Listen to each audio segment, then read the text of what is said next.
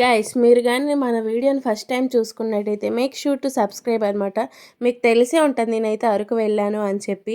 మేము next visit చేసిన place ఏంటి అంటే చాపరాయి అనమాట.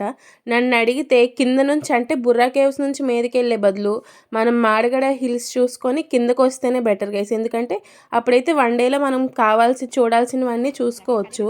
ఇక్కడైతే వాటర్ ఎంత చల్లగా ఉన్నాయంటే గైస్ అసలు ఐస్ ముక్కల్లాగా చల్లగా ఉన్నాయి. నేను యాక్చువల్లీ స్నానం చేద్దాం అనుకున్నాను కానీ బట్టలు లేవు, దట్స్ వై నేను స్నానం చేయలేదు.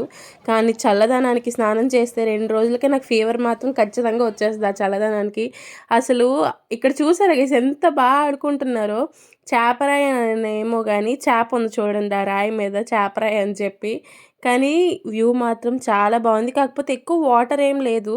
లోపల ఎంట్రీ ఫీ అయితే 50 రూపీస్ పర్సన్కి అయితే. నాకైతే పర్వాలేదు, ఒకసారి చూడడానికి అయితే ఓకే అనిపించింది. సో నెక్స్ట్ వీడియో కోసం సబ్స్క్రైబ్ చేసుకుని ఉంటాను.